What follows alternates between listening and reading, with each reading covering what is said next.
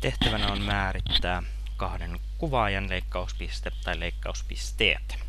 Määritettävänä ovat nyt parapelien y on miinus x toiseen plus 4x miinus 3 ja y on x toiseen miinus 4x plus 3 leikkauspisteet. Leikkauspisteiden määrittäminen graafisesti tarkoittaa, että kuvaajat on tarkoitus piirtää ja kuvaajasta tulkita leikkauspisteet. Laskimella voimme tehdä sekä piirron että leikkauspisteiden etsimisen. Kuvaajat voi piirtää luonnossivun pikalaskimella, eli käyttämällä vaihtoehtoa B, luonnossivu ja sieltä kuvaajaikkuna, mutta hieman monipuolisemmat ominaisuudet ovat täällä varsinaiset kuvaajat sovelluksessa. Jos klikkaat tätä vaihtoehtoa, saat lisättyä kuvaajat sovelluksen siihen asiakirjaan, joka sinulla nyt juuri on auki. Tässä tapauksessa valitsen kokonaan uuden asiakirjan, eli otan tuolta vaihtoehdon 1, ja en talleta edellistä asiakirjaani, ja avaan kokonaan uuden asiakirjan ja lisään sinne nyt kuvaajat-sovelluksen, eli vaihtoehdon 2. Syöteriville voimme syöttää ensimmäisen yhtälöistä, eli sinne tulee miinus x toiseen plus 4x miinus 3. Ja se on ensimmäinen parapeleistä ja kuvaaja piirtyy näytölle. Valitsemalla toisen parapeleista avaamme tabulaattorilla syöteikkunan ja syötämme x toiseen miinus 4x plus 3. Syöteikkunan saat siis aina näkyviin tabulaattorinäppäimellä. Nyt laskimen näytöllä näkyvät sekä ensimmäinen että toinen ylöspäin ja alaspäin aukeavat parapelit ja niiden yhtälöt. Nyt nuo nimet ovat vähän ikävästi tuolla leikkauspisteiden päällä. Nimeä pääset siirtämään viemällä liukukytkimellä kursorin nimen päälle ja sen jälkeen valitsemalla nimen tai tarttumalla nimeen valinta tapahtuu kahdella eri vaihtoehdolla. Voit klikata Ctrl ja keskikohtaa liukunäppäimestä tai vain painaa liukunäppäimen keskikohtaa muutaman sekunnin ajan.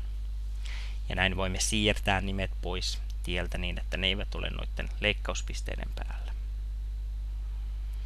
Leikkauspisteiden täytyy näkyä kuvaajassa tai kuvassa koordinaatistossa siinä osassa, joka on kuvassa, jotta laskin löytää ne.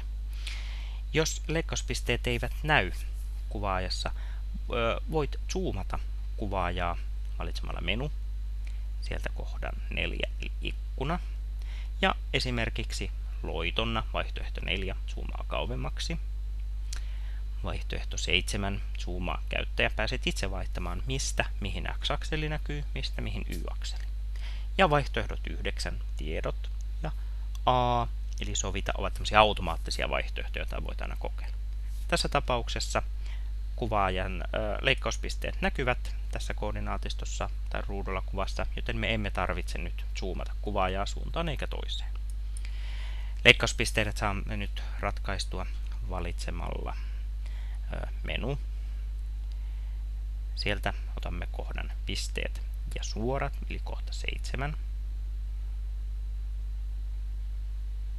Ja sieltä aukeavasta valikosta leikkauspiste, leikkauspisteet on kohta 3. Eli menu 7, 3. Ja nyt laskimeelle pitää kertoa, mitkä kaksi kuvaajaa on ne, joiden leikkauspisteet halutaan määrittää.